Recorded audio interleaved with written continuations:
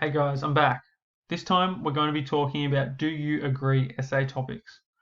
This instruction question stem is another one that you'll probably be familiar with by now. After discuss topics, it's the second most common one on Year 12 VCE English exams, which means it's important to wrap your head around it because you might come across it one day. It seems like a pretty simple task, doesn't it? Do you agree? Surely it's a simple answer, yes or no. But I hate to say, I'm going to have to spoil the party here because it's not that straightforward. Do you agree seems obvious, but it's not. With these topics, you need to present a convincing argument for or against the statement in the topic. And I'm not talking about the type of argument you do in a speech or an opinion piece. No. I mean an argumentative answer where you're trying to convince your reader that your interpretation of the text is the strongest one. However, you should never simply agree or disagree. That's making things too easy. These topics and the statements in them are designed to be challenged. In fact, you're encouraged to challenge the statement. But what do I mean by challenging? Well, let's look at some examples. Some statements seem difficult to disagree with, so students simply agree with them, which doesn't really show off your ability to think critically and analytically. But you might find something in these statements to challenge, something that you disagree with, even if it's something small. Look at this example below. Malala is always courageous and resilient. Do you agree? We can challenge one word here. Is Malala always these things, or are there times when she's not? Sometimes you'll read a statement and outright disagree with it. But you can't just write about whatever you want here. Your response must argue directly against the topic. If you go too far off track, you won't be responding to the actual topic that you've been given. This Dracula example below is a great example of this. It gives us a really clear statement. Mina is the real hero in Dracula. Do you agree? She does have many heroic characteristics, and she's definitely presented as the hero. But if we disagree with this, we need to think of a character whose heroism can be compared to Mina's. We can't just go off and write an essay about some other random character who we think is the hero. So, this leads us to Renfield. We could argue that Mina is definitely a hero, but Renfield is the real hero because he ultimately sacrifices more than Mina in his attempts to defeat Dracula and to defeat evil. Finally, the statements we're given are rarely 100% true, so you need to find the exceptions and the limitations within them. This is where it's really important to look out for those limitation words and those limitation phrases. You're basically trying to say, yes, but. Agreeing with the statement in part, but having some kind of reservation. This works with the topic below. The book thief reveals humans' true capacity for kindness. Do you agree? Well, yes. Zuzak's novel does show us people's ability to be kind and generous, but it also reveals how cruel people can be. So yeah, I'm going to write about how the book thief showcases people's generosity, how nice they are to each other, but I don't want my reader to forget about all the horrible things that we see along the way. The whole purpose of showing off kindness is to contrast it with all that cruelty. So we're going to finish off by looking at how we structure a Do You Agree essay, because it's slightly different from how you might structure a discuss essay.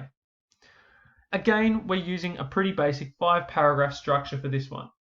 At the top, you've got your intro in white.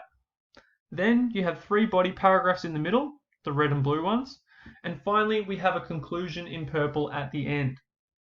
Crucially, we want to pay attention to the different things we do in these paragraphs, because this is how you craft a really strong essay. In the intro, you answer the topic and present your contention. Here's where you tell your reader whether you agree whether you disagree or whether you agree with reservations. One of those yes, but statements. The first body paragraph should be an argument supporting your contention. And so should the second. These are the two blue boxes here on the diagram. By this point, you should have established that, yeah, you've got a pretty strong contention. You've got some solid arguments to back it up. Which is why our third paragraph becomes a third argument that rebuts potential counter-arguments. Here you have to work really hard. In making this argument, you're acknowledging that yes, there are some counter-arguments. There are some other ways of viewing this and responding to this topic. But you're also trying to shut those down. Imagine what someone debating against you would say. Your job here is to prove why they're wrong and you're right. This then leads you to your conclusion. It should show what's the result of all these arguments. Added together, how do they prove your contention? Similarly to the discuss essays, we end with a therefore point. I've argued this, I've argued that, I've rebutted that other point. Therefore, what? It should be a final statement that really proves that contention that you started with earlier. And I just want to add some little by the way notes here about how you should order these arguments. Don't argue from strongest to weakest. You're trying to prove your contention, so why would you leave your reader with your weakest argument? Instead, you should argue logically. The first argument should prepare your reader for the second argument and so on. One should lead into the other. So let's see how this works. We're going to have a shot at using it with an actual topic. The Year 8s are doing Nanberry at the moment, so let's use a topic with that book. He was a warrior and a sailor. Nanberry never finds a true place to belong. Do you agree? This is a nice propositional topic with all three parts. We've got the quotation at the top, the statement in the middle, and the instruction question stem at the bottom. First, I've circled the ideas, words, and phrases. There's this idea of belonging at the end, and there's also an idea hidden in the quote which mentions two of the ways that Nanberry describes himself, as a warrior and as a sailor. Him being a warrior represents his indigenous identity, and him being a sailor represents his British identity. So this gives us two really clear ideas, identity and belonging. I've double underlined what I think is the perspective word. I see true and sort of wonder whether I can question it. What even is a true sense of belonging? I then put brackets around the limiting words. Never and also true. Never seems pretty extreme to me, and again, that word true seems a bit tricky. Is there such a thing as a false sense of belonging? I see the word and, which signals some sort of connection. It's interesting because the quote is saying Nanberry is both of these things at the same time. So where does he belong if he has two identities? All of my thinking so far has been about Nanberry, so it's pretty clear by this point that he's the character I need to focus on. That's the textual element that I underline. And I've added some annotations at the bottom as a reminder about the quote's reference to Indigenous and British identities. And a key question that helps me to challenge the statement: does Nanberry ever truly belong to either of these cultures? So now let's map this onto the argument. I'm going to be starting with a really straightforward contention. Nanberry feels a sense of belonging among both the Indigenous and the British. My first argument is that Nanberry adopts many of the customs and beliefs of the British, so he clearly has a place within their society.